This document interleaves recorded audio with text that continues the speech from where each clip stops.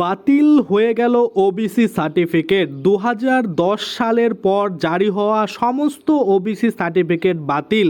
যারা এই OBC certificate দেখিয়ে চাকরি নিয়েছেন তাদের চাকরি বাতিল হবে কিনা, বা এই যে ওবিসি সার্টিফিকেট রয়েছে যারা যথাযথ যোগ্যতা দেখিয়ে এই ওবিসি সার্টিফিকেট পেয়েছেন তাদের ওবিসি সার্টিফিকেট বাতিল হবে কিনা, সমস্ত কিছুই কিন্তু আজকে আমরা এই ভিডিওর মাধ্যমে দেখে নেব। তো চলুন বেশি দেরি না করে ভিডিওটা শুরু করা যাক।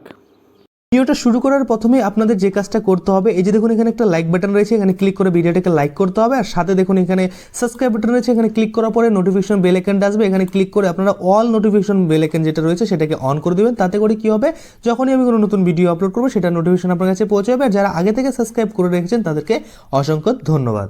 দেখুন, এই নিয়ে একটি আর্টিকেলে বলা হয়েছে তৃণমূল জামানায় দেওয়া রাজ্যের সমস্ত ওবিসি সার্টিফিকেট বাতিল করে দিল কলকাতা হাইকোর্ট। অন্যান্য অনগ্রসর শ্রেণীভুক্তদের সংরক্ষণের সুবিধা দেওয়ার জন্য রাজ্য সরকারের তরফে যে শংসাপত্র দেওয়া হয় তাই হলো ওবিসি সার্টিফিকেট।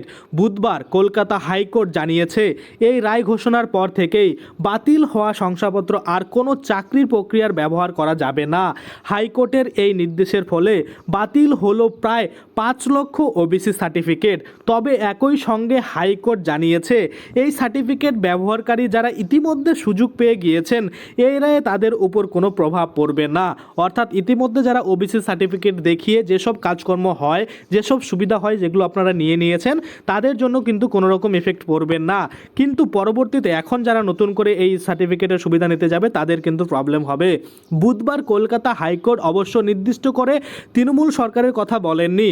আদালত জানিয়েছে 2010 সালের পর জারি হওয়া সমস্ত ওবিসি সার্টিফিকেট বাতিল করা হবে।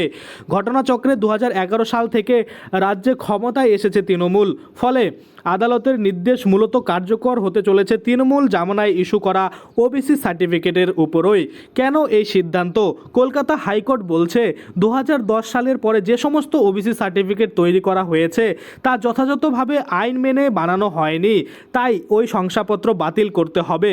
তবে একই সঙ্গে হাইকোর্ট জানিয়েছে যারা এই সার্টিফিকেট ব্যবহার করে ইতিমধ্যে চাকরি পেয়ে গিয়েছেন বা চাকরি পাওয়ার প্রক্রিয়া রয়েছেন তাদের ক্ষেত্রে এই নির্দেশ কোনো প্রভাব ফেলবে না।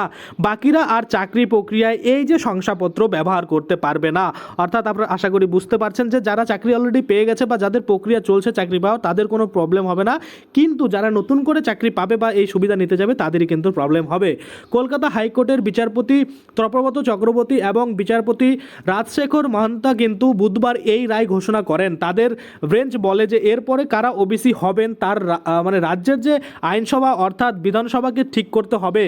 ওয়েস্ট বেঙ্গল ব্যাকওয়ার্ড ক্লাস ওয়েলফেয়ারের কমিশনকে কিন্তু ওবিসির তালিকা পাঠাতে হবে বা নির্ধারণ করতে হবে। এই তালিকা রাজ্যের আইনসভা বা বিধানসভাকে কিন্তু পাঠাতে হবে এবং তারা সেটা ভেরিফাই করে দেখবে, যদি যোগ্যতা থাকে তাহলেই কিন্তু ওবিসি সার্টিফিকেট পাবে, না হলে কিন্তু পাবে না। দেখুন এখানে পরিষ্কার বলছে যাদের নাম বিধানসভা অনুমোদন দেবে পরবর্তীকালে তারাই কিন্তু ওই ওবিসি সার্টিফিকেট পাবে বা ওবিসি সার্টিফিকেট বলে গণ্য করবে, এটাই কিন্তু বলা হচ্ছে। এবং তারপরে যদি আমরা দেখি বুধবার যে মামলায় ভিত্তিতে কিন্তু এই নির্দেশ দিল হাইকোর্ট, সেই মামলাটির দায়ের হয় 2012 সালে।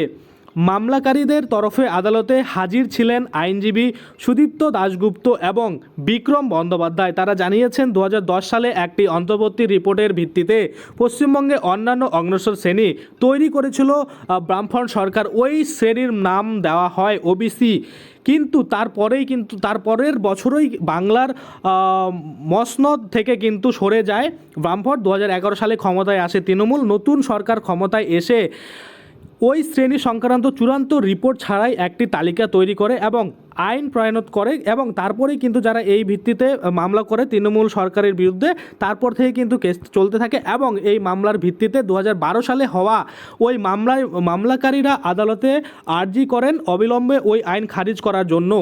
যুক্তি হিসাবে তারা বলেন তৃণমূল সরকার যে সিদ্ধান্ত নিয়েছে তা 1993 সালের ওয়েস্ট বেঙ্গল ব্যাকওয়ার্ড ওয়েলফেয়ার কমিশনের আইনের পরিপন্থী। এর ফলে সরকারি সুযোগ থেকে বঞ্চিত হচ্ছেন প্রকৃত পিছিয়ে পড়া অংশের মানুষেরা। তাই সরকার যেন ওই আইন মেনেই শংসাপত্র দেয়। অর্থাৎ এখানে বলতে চেয়েছে এই যে অরিজিনালি যারা ওবিসি সার্টিফিকেট পাওয়ার যোগ্য তারা না পেয়েও কিন্তু অনেক ওবিসি সার্টিফিকেট যারা পাওয়ার যোগ্য নয় তারা কিন্তু পেয়ে গেছে। তাই কিন্তু সেই সার্টিফিকেটগুলো বাদ দিয়ে যারা শুধুমাত্র অরিজিনালি ওবিসি সার্টিফিকেট পাওয়ার যোগ্য সেগুলো যেন পাওয়া হয়। বুধবার প্রায় 12 বছর পরে ওই মামলার রায় ঘোষণা করলো উচ্চ আদালত ঘটনাচক্রে সেই সময় যখন রাজ্যে ভোট চলছে। অর্থাৎ এখানে আপনারা বুঝতেই পারছেন ওবিসি সার্টিফিকেট যাদের ছিল তাদের কিন্তু আপাতত সেই ওবিসি সার্টিফিকেট দিয়ে আপনারা নতুন কোনো চাকরির ক্ষেত্রে বা যে কোনো অন্য যেটা ওবিসি সার্টিফিকেটের মাধ্যমে কিন্তু সুবিধা পাওয়া যেত সেটা কিন্তু আর পাওয়া যাবে না যতদিন না এই যে আপনারা দেখতে পাচ্ছেন যে যাদের অরিজিনালি পাওয়ার যোগ্য, যাদের নতুন করে বিধানসভা থেকে লিস্ট আসবে বা যে ব্যাকওয়ার্ড ক্লাসের যে কমিশন রয়েছে যে কমিশন থেকে লিস্ট দেওয়া হবে সব নিয়ম মানলে পরে তারপরে কিন্তু ওবিসি সার্টিফিকেট ভ্যালিডেট থাকবে, আর না হলে কিন্তু থাকবে না। এখন যারা অলরেডি চাকরি পেয়ে গেছেন, যাদের চাকরির প্রক্রিয়া চলছে ওবিসি সার্টিফিকেট দিয়ে, তাদের কোনো টেনশন নেই, তাদের কিন্তু চাকরি যাবে না আর তাদের কোনো প্রবলেমও ক্রিয়েট হবে না। কিন্তু নতুন করে যারা চাকরির ক্ষেত্রে ওবিসি দেখাতে যাবেন যে ওবিসি থাকলে এত নাম্বার কম হলে হয়ে যাবে, এত নাম্বার পেলেই পাস হয়ে যাবে, সেই সুবিধাগুলো কিন্তু আর পাওয়া যাবে না। আর ওবিসি সার্টিফিকেট সম্বন্ধে যত রকমের সুবিধা পাওয়া যেত কোনোটাই কিন্তু পাওয়া যাবে না। তো আশা করি আপনারা বুঝতে পারছেন। আজকের জন্য ভিডিওটা এখানেই শেষ করবো। যদি ভিডিওটা ভালো লাগে অবশ্যই একটা লাইক করে দেবেন। যদি আমার চ্যানেলে প্রথমবার ভিজিট করে থাকেন নিচে একটা রেড কালার সাবস্ক্রাইব বাটন দেখবেন, ওখানে ক্লিক করে সাবস্ক্রাইব করতে পারেন। আর সাথে যে বেল আইকনটা রয়েছে ওখানে ক্লিক করে বেল আইকনটাকে এনেবল করে দেবেন। তাতে করে কী হবে, যখনই আমি এই ধরনের কোনো ভিডিও বানাবো সেটার যে নোটিফিকেশন সেটা কিন্তু আপনার কাছে পৌঁছে যাবে। ধন্যবাদ।